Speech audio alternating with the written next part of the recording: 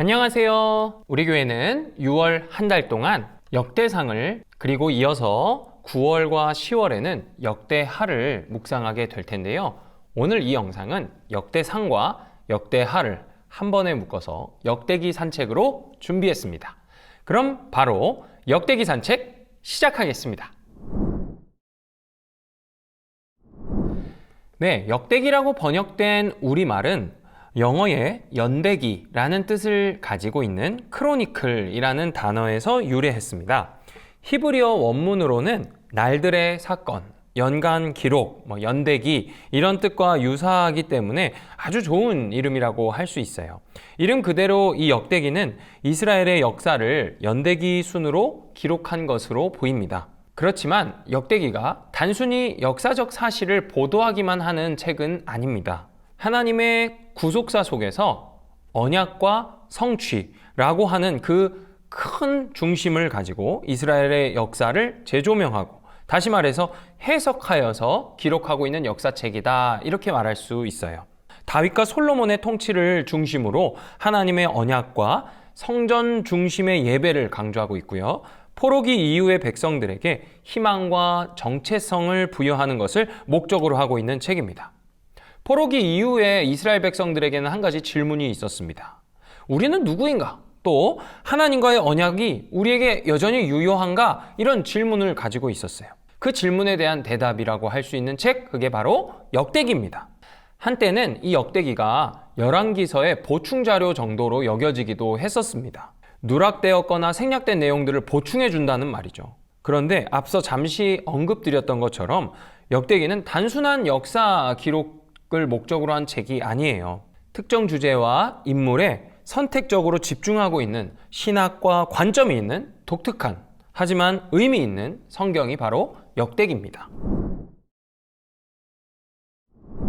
역대기는 하나님이 우리와 맺은 약속, 그리고 하나님 백성으로서 어떻게 살아가야 하는지를 일깨워주는 책이라고 말씀드렸죠. 그래서 첫 번째가 뭐냐면 하나님의 약속을 다시 떠올리게 하는 책이다 할 수 있어요. 역대기는 다윗 왕과 맺은 하나님의 약속, 다윗의 자손을 통해서 나라를 세우시겠다 하신 그 약속을 중심으로 이야기가 전개됩니다. 이 약속은 예수님과도 연결되는 중요한 신앙의 뿌리가 되죠. 두 번째는 다윗을 믿음의 모범으로 강조하고 있다는 겁니다. 다윗이 역대기에서 실수한 인간이라고만 여겨지는 것이 아니라 하나님께 철저히 순종하고 예배 중심의 삶을 산 왕이다라는 것을 역대기는 드러냅니다. 성전과 예배를 중요하게 여겼던 그 다윗의 모습이 이상적인 모델로 제시가 되는 것이죠. 그래서 그의 그 실수를 부각시키기보다 그 실수로부터 돌이키는 그 회개하는 다윗을 더 부각시키고 있다 할 수 있어요. 세 번째는 성전과 예배의 중요성을 강조합니다. 이스라엘 공동체가 무너졌다가 다시 회복되는 길은 성전 중심의 신앙과 그리고 예배에 있다는 것을 강조하는 것이죠. 그래서 성전에서 일하는 제사장인 레위 지파를 또한 강조합니다. 또 네 번째로는 말씀에 순종하면 회복이 된다라는 교훈을 가지고 있어요. 역대기는 하나님의 말씀을 잘 듣고 순종하면 복을 받지만 그렇지 않으면 무너진다라는 그것을 분명한 기준으로 가지고 있는 걸 우리에게 보여줍니다. 이건 개인만이 아니라 공동체 전체에 적용되는 역대기의 신학인데요. 그래서 말씀으로 회복하는 일, 말씀 가운데 순종이 회복되는 일, 이것을 역대기는 가르쳐주고 있는 것이죠. 역대기의 핵심 주제 4가지를 소개해드리겠습니다. 첫째, 다윗 언약과 메시아적인 소망을 담고 있다는 거고요. 둘째, 성전과 예배의 중심성. 셋째, 즉각적인 보응의 원리. 넷째, 회개와 회복의 가능성을 이스라엘 백성들에게 가르쳐주는 것. 이렇게 4가지 핵심 주제를 역대기를 읽으시면서 꼭 기억하시길 바랍니다. 역대기를 읽으면서 빼놓을 수 없는 한 가지가 있다면 바로 열왕기와의 비교예요. 대표적인 구약의 다른 역사책이죠. 표를 보시면 열왕기와 역대기를 대상, 강조점, 시각, 목적에 따라서 비교해 보았습니다. 열왕기의 대상은 북이스라엘과 남유다 모두가 기록 대상이에요. 근데 역대기는 주로 남유다를 독자로 상정하고 기록하고 있는데요. 왜 그럴까요? 북이스라엘과 남유다의 멸망 시기가 차이가 있기 때문에 그렇습니다. 잘 기억해 보시면 BC 722년에 북이스라엘이 이미 멸망됐어요. 그리고 나서 그 북이스라엘을 멸망시킨 아수르가 바벨론에 의해서 멸망당합니다. 그러니까 북이스라엘은 이미 멸망당한 왕국의 노예였던 거죠. 그리고 난 다음에 남유다를 정복한 제국이 바벨론입니다. 그러니까 남유다 왕국의 백성들이 바벨론으로 포로로 갔고 또 바벨론이 후에 페르시아에게 정복당하죠. 그래서 귀환한 공동체는 페르시아 제국 내에 있던 디아스포라 유대인이에요. 그러니까 주로 누구겠습니까? 남유다 왕국의 백성들이겠죠. 그렇기 때문에 이 역대기가 포로 귀환 공동체에 의하여 기록된 책이라고 했을 때 당연히 독자층은 남유다 왕국 출신 이스라엘 백성들일 것이에요. 강조점도 보시면 열왕기는 정치사와 예언자의 활동이 주로 기록되어 있다면 역대기는 성전과 예배 또 제사장 직분에 대해서 강조를 하고 있고요. 열왕기는 비판적이고 현실적이에요. 왜냐하면 그 멸망당한 지 얼마 되지 않았을 때에 기록된 책이기 때문에 그렇죠. 그런데 역대기는 이상적이고 신학적입니다. 왜 그렇습니까? 아주 오래전에 멸망되었고 이제 우리에게 주어진 현실은 무엇이에요? 회복과 귀환이잖아요. 그러니까 역대기 독자들은요, 또 역대기를 기록하고 있는 사람들은 굉장히 미래에 대한 소망을 실현된 것으로 바라보고 있습니다. 열왕기의 독자들은 과연 우리가 회복될 것이냐를 걱정하면서 읽었다면 역대기는 이제 회복된 우리가 다시 멸망당하지 않기 위하여 어떻게 해야 되는가, 이게 숙제인 것이죠. 기록 목적도 보시면 멸망의 원인을 분석하는 게 열왕기의 목적이라면 역대기는 회복의 소망을 제시하는 것이 역대기의 기록 목적이라고 할 수 있겠습니다. 네, 역대기의 구조를 생각해 볼게요. 성경을 읽다 보면 같은 내용이 반복되는 부분들을 아마 자주 발견하셨을 거예요. 성경을 자세히 읽으시면 자연스럽게 발견하게 되는 거죠. 구약에서는 이 사무엘서와 열왕기서가 역대기서에서 반복되기도 합니다.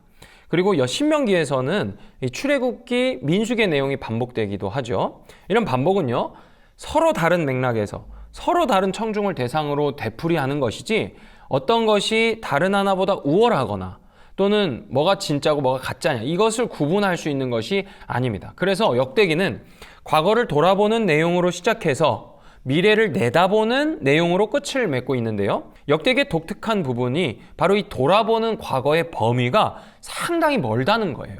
창조와 아담의 이야기로 시작해서 BC 538년 고레스 칙령, 뭡니까? 돌아가라 하는 그 귀한 명령, 그것으로 끝을 맺고 있어요. 역대기 구조를 간략히 살펴보겠습니다. 역대기의 상권이라고 할 수 있는 역대상이라고 부르는 책은 모두 29장으로 이루어져 있어요.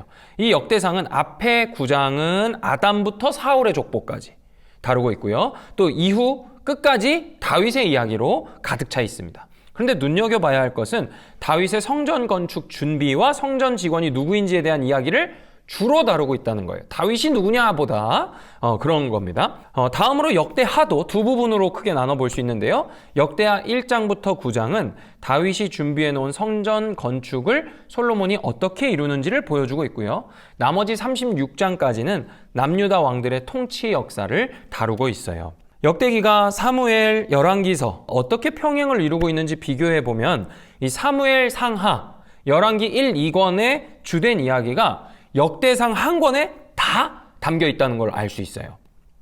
그리고 또 열왕기서 전체, 열왕기 상하가 역대하에 다 기록되어 있습니다. 그러니까 역대기는 이스라엘 역사의 축소판이라고 할 수 있는 거예요. 역대기는 독특한 왕에 대한 신학관을 가지고 있습니다. 물론 다른 역사서도 왕들에 대한 평가가 기록되어 있지만 역대기는 왕들에 대한 분류 기준을 가지고 있는 것처럼 보여요. 첫째, 어떤 분류냐? 한결같이 선한 왕으로 묘사되는 왕들이 있고요. 둘째, 한결같이 악하고 무능한 왕으로 묘사되는 왕들이 있어요. 그리고 세 번째는 선과 악을 더불어 가지고 있는 왕의 모습입니다. 이 세 번째 부류의 왕들을 또 세분화시킬 수 있는데 악했다가 선하게 되는 므낫세 같은 사람이 있고, 악과 선이 교대로 반복되는, 그러니까 악했다가 선했다가 하는 르호보암의 모습이 있고, 또 선과 악이 거꾸로 선했다가 악하게 끝나는 여호사밧과 같은 왕이 있어요. 그리고 선했다가 악으로 끝이 나는, 그냥 선했다가 악으로 끝나는 아사, 요아스, 아마샤, 우시야, 요시야 이런 왕들이 바로 이 세 번째 부류의 왕들이에요. 역대기는 왕들의 이야기를 통해서 포로기를 지나고 있는 이스라엘 백성들 스스로가 어떤 존재인지를 인지하게 만들어주고 있어요. 그리고 선한 왕들도 있지만 그만큼 배교한 왕들도 많다는 사실, 엄청 많죠? 이 사실, 그리고 선과 악이 늘 교차하는 일관되지 못한 자들이 바로 너희들, 그러니까 우리 자신이다라는 것을 교훈하고 있는 것이죠. 이 왕을 보면서 그 포로로 잡혀와서 포로 생활을 하다 이제 귀환하는 우리들의 모습을 생각해봐라. 이것을 교훈하고 있다라는 겁니다. 역대기 하면 빠뜨릴 수 없는 게 바로 이 족보인데요. 역대기의 독특한 특징 가운데 하나죠. 이 족보의 특징을 통해서 무엇을 의도했는지 살펴보는 것도 이 역대기를 이해하는 데 아주 큰 도움이 되는 접근법이에요. 이 역대기가 가지고 있는 특징 첫 번째는 가능한 한 멀리 거슬러 올라가는 것을 중요하게 생각하고 있다는 거예요. 역대기가 중요하게 생각하는 인물인 이 다윗은 유대인이기만 한 게 아니라 역대기를 통해 보건대 아담의 후손이라는 걸 보여주고 있죠. 이것은 하나님의 백성이 신의 산에서 시작됐거나 또는 갈대아 우르를 떠난 한 사람으로부터 시작된 것이 아니라 창조 때부터 하나님의 백성은 이미 시작되었다라는 것을 보여주고 있는 것이죠. 그래서 빅터 해밀턴이라는 신학자는 이것을 이렇게 얘기합니다. 인간 창조야말로 이스라엘의 출생을 가능하게 한 어머니의 태와 같다는 얘기다. 놀라운 표현이죠. 두 번째는 유다의 족보가 먼저 다뤄지고 있다는 거예요. 야곱의 후손을 다루는 족보들 가운데 유일하게도 역대기에서만 유다를 먼저 다루고 있어요. 시간 순서나 형제 서열을 우선시하지 않고 이 저자가 가지고 있는 서술하고자 하는 역사 안에서의 유다의 위치, 이것을 강조하고 싶었던 거겠죠. 세 번째는 유다 지파 안에서도 다윗이 중심축을 이루고 있다 하는 겁니다. 다윗의 12아들 가운데에서 솔로몬을 10번째 아들로 소개하고 있는데요. 이것도 이 다윗과 솔로몬을 강조하고자 하는 역대기 이 저자의 의도를 볼 수 있는 부분이에요. 19아들 중에 솔로몬을 10번째에 등장시킨다는 겁니다. 이것은 역대기 저자의 그 유다 지파를 향한, 그리고 또 다윗 솔로몬을 중심축으로 초점을 맞추고자 하는 그 의도를 내포하고 있는 겁니다. 네 번째는 레위 지파를 지파들의 중심에 두고 있다는 겁니다. 유다 지파와 베냐민 지파를 처음과 끝에 배치시켜 놓고 레위 지파를 가운데 소개하고 있다는 거예요. 민수기나 신명기 또 여호수아를 생각해 보시면 이 그림을 이해하기 쉬우실 거예요. 요단강 동편에서 땅을 분배받은 지파 어디죠? 르우벤, 갓, 므낫세죠. 그리고 서쪽의 나머지 지파들이 땅을 분배받게 됩니다. 이 두 그룹, 요단강을 중심으로 동편과 서편에 땅을 분배받은 두 그룹을 나누고 그 가운데에 레위를 배치시키는 거예요. 왜 역대기 저자는 이런 구조로 이스라엘 지파를 나열했을까요? 역대기가 기록될 당시 상황을 생각해보면 우리가 이해할 수 있어요. 역대기 저자의 관심은요, 이스라엘의 제의의 회복이에요. 예배의 회복입니다. 성전과 예배의 회복에 레위 지파가 당연히 중심축을 이루어야 되겠죠. 사사시대를 한번 떠올려 보세요. 레위 지파의 제사장들이 직장을 잃어버리니까 어떻게 됩니까? 자기 소견에 옳은 대로 행했다 이렇게 얘기하지 않습니까? 왕정시대가 되었을 때에도 어떻습니까? 왕이 없다 그래서 왕을 세워줬더니 왕이 어떻게 돼요? 유월절을 지키지 않고 제사를 지내지 않고, 그렇죠. 그래서 요시야 왕 때가 돼서야 유월절을 회복하려고 제사를 개혁하는 등의 일을 합니다. 근데 요시야 왕 때는 이미 아주 후기예요, 후기. 그래서 역대기 저자가 창세기부터 포로기 이후까지의 역사를 훑으면서 관심을 가지고 이스라엘 포로기환 공동체에 전하고자 하는 핵심 주제 뭐겠어요? 말씀 안에서 예배 공동체로 다시 서야 된다. 우리가 멸망당하지 않으려면 바로 이 예배의 공동체로 서는 것이 중요하다 이거겠죠. 그래서 레위 지파가 모든 지파들의 중심에 놓여 있는 것이에요. 역대상 11장부터 29장은 이 다윗의 성전 건축 준비에 모든 내용이 집중되고 있어요. 말씀드렸었죠. 사실상 역대기 저자는 다윗의 왕국 건설과 예배 확립, 제의 확립이라는 이 두 축을 오가면서 서술하고 있다고 해도 과언이 아닙니다. 이 표는 빅터 해밀턴 교수님의 역사서 개론이라는 책에서 가져온 건데요. 역대상 11에서 12장은 왕국, 그 다음은 제2, 왕국, 제2, 왕국, 제2 이렇게 다윗의 왕국과 다윗의 예배 회복, 이것이 반복적으로 교차하면서 설명되고 있다는 겁니다. 역대기 저자에게 있어서 다윗은 바로 이 두 축을 위한 인물로 그려지고 있는 것이죠. 다윗 개인에 관한 보도를 어떻게 다루고 있는지에도 드러나는 이 역대기 저자의 특징이기도 한데요. 역대기 저자는 다윗이 밧세바를 범한 사실에 대해서 언급을 안 합니다. 대신에 인구조사를 했을 때 이야기는 등장을 하거든요. 사무엘 하보다 더 심각하게 다루고 있어요. 어떻게 말합니까? 사탄이 일어나서 다윗을 충동했다고 표현합니다. 여러분, 이게 좀 난해한 구절이기도 하거든요. 사탄이 충동했다. 열왕기서는 그렇게 안 하거든요. 다윗이 지혜를 짜낸 것처럼 묘사가 됩니다. 그런데 사탄이 충동했다 그래요. 그래서 그에 대해서 도덕적으로 더 비판하는 모습을 보여줍니다. 역대기 21장에서 다윗이 비록 사탄의 선동에 넘어가는 죄를 범하였지만, 그래서 무고한 백성들이 하나님의 진노를 당하게 되죠. 그런 결정을 내리게 됐음에도 불구하고 다윗이 자신의 죄를 마주했을 때 어떻게 합니까? 정정당당하게 마주하고 인정한다는 거예요. 그런 인물이라는 걸 강조하는 겁니다. 벌어진 죄악을 피하지 않고 도망치지 않고 그 죄악을 나의 것으로 인정하는 태도, 그래서 진정하러 참여하는 태도, 그런 인물이 바로 다윗이다 하는 겁니다. 그는 자신의 잘못을 인정하고 회개하면서 자기 백성을 향한 하나님의 그 심판이 중단되게 해달라고 중보하고 간구하는 사람이에요. 아울러서 그는 여호와의 사자가 명한 대로 다 행하기도 하죠. 이 포로 귀환 공동체에게 필요한 인물, 모범으로 삼을 수 있는 유일한 왕은 이런 다윗이었을 거예요. 범죄한 이스라엘, 공동체적인 아픔은 자복하지 않은 왕과 그 백성들의 그 불성실한 회개 때문이었다는 것을 역대기 공동체는 알고 있었던 거예요. 따라서 포로 생활에서 귀환해서 그들이 다시 동일한 심판을 받지 않으려면 다윗과 같은 회개하는 심령을 품어야 한다고 생각했을 겁니다. 이렇듯 포로 귀환 공동체에게 과거에 대한 깊은 탐구, 그 깊은 탐구는 앞으로 이뤄질 날들, 마주하게 될 미래의 태도를 결정하는 작업이었을지도 모릅니다. 이 인구조사를 계기로 성전 건축을 위한 준비 가운데 뭐가 정해지게 되냐면 성전 부지가 선정되게 돼요. 놀랍죠? 이 얘기를 강조하고 있는 이유가 있는 겁니다.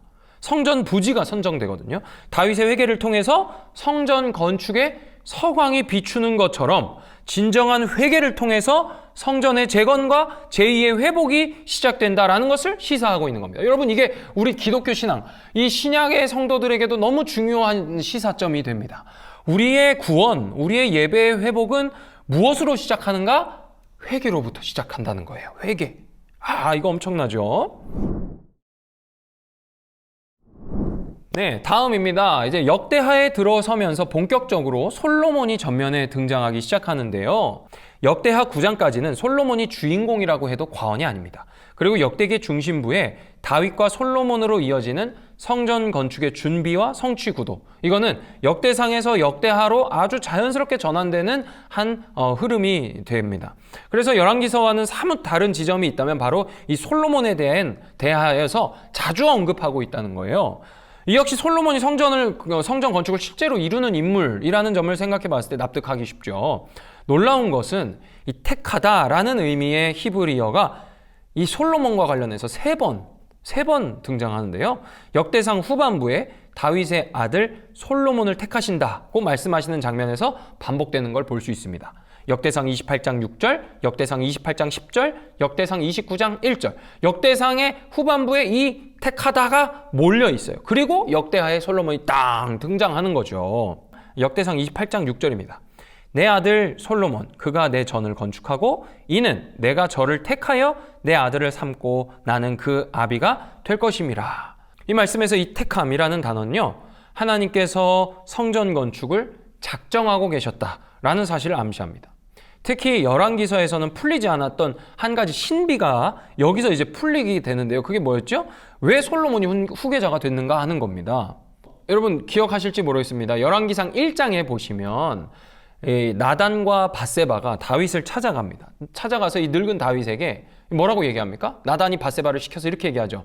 당신의 아들 솔로몬을 후계자로 삼겠다 하지 않으셨습니까? 그렇게 말하십시오. 지금 아도니아가 스스로 왕이 되어서 지금 막 떠들고 다닙니다. 그런데 왕 빨리 약속 지키십시오. 이렇게 얘기하라고 나단이 밧세바를 시켜요. 그러니까 밧세바가 다윗에게 가서 이렇게 얘기합니다. 그러니까 다윗이 그것을 듣고 그렇게 또 행해요. 그런데 여러분 성경을 어디에 봐도 다윗이 내 다음 후계자는 솔로몬이다 이렇게 얘기한 장면이 없거든요. 그럼 어떻게 된 걸까? 그래서 어떤 사람들은요, 이건 나단의 계략이다. 나단이 늙은 다윗의 그 어떤 총명이 사라진 것을 알고 솔로몬을 왕 후계자로 삼으려고 계략을 벌인 거다. 이렇게 주장하기도 하지만 일반적 읽기를 해야 됩니다. 성경을 읽으실 때 성경이 모든 것을 세세히 기록하고 있지 않다는 점을 생각하시고 나단과 밧세바가 왜 이렇게 행동했을까? 이것을 생각하면서 읽으셔야 돼요. 그러니까 이게 계략은 아니겠죠. 뭔가 기록되지 않은 사실이 있었을 거예요. 그렇기 때문에 이 역대기는 매우 소중한 역사적 자료가 되는 거예요. 만일 역대기에 이 기록이 없었으면 이 한참 전에 기록되었던 열왕기서의 후일담, 어떻게 나단과 밧세바가 다윗에게 이렇게 얘기할 수 있지? 하는 그 후일담을 우리는 계속 추정해야 했을지도 몰라요. 그런데 이스라엘 백성은 이미 일어난 이 역사를 돌아보면서 하나님의 택하심이 있었구나. 다윗이 하나님께 약속을 받고 솔로몬이 성전을 짓는 이 두 예언과 성취의 구도로 생각해 봤을 때 이것은 하나님께서 솔로몬을 택하셨다라고 읽히고 있는 것이죠. 우리가 우리의 삶을 돌아볼 때 바로 이런 예언과 성취의 태도를 가지고 있어야 되지 않을까요? 네, 이제 역대기 산책 마무리할 시간이 되었는데요. 역대기의 강조점과 또 신학적 주제, 앞에서 말씀드렸던 것을 잘 생각하시면서 역대기를 읽으시다 보면 족보로 시작하는 지루한 성경이 아니라 또 그냥 반복되는 또 다른 역사서가 아니라 한 민족의 역사를 다루는 방식, 그리고 나아가 은혜의 빛으로 삶을 조명할 줄 아는 태도가 어떠해야 하는지를 배우실 수 있을 거예요. 이 반복되는 역사 이야기 정도로 쉽게 지나칠 수 있었을 이 역대기 말씀 잘 안 읽히죠? 열왕기 읽고 나면 이제 안 보게 되는 말씀으로 생각하셨을 텐데 결코 단순한 반복이 아니라 이런 아주 신학적으로 깊은 의미를 담고 있다는 것을 꼭 기억하시면서 풍성한 성경 읽기와 묵상의 시간들을 보내실 수 있기를 축복합니다. 네, 특별한 순서를 준비했습니다. 바로 역대기 산책 퀴즈 코너예요. 제가 두 문제를 준비했는데 이 문제를 잘 들어보시고 정답을 한번 맞춰보시겠어요? 정답은 단답형입니다. 첫 번째 문제입니다. 역대기의 핵심 인물 중 한 명이에요. 다윗의 아들이자 지혜의 왕으로 유명한 이 사람의 이름은 무엇일까요? 이름이 세 글자라는 거예요.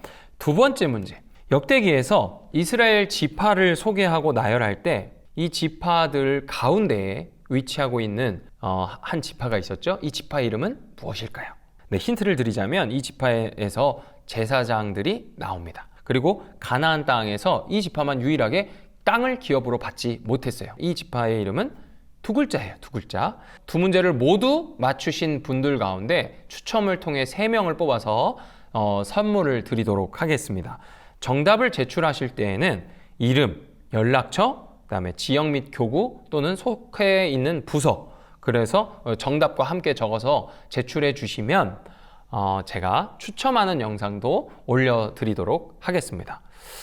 자세한 내용은 이 영상의 하단에 설명란을 참고하시면 되겠어요. 그럼 전 이만 인사드리도록 하겠습니다. 샬롬!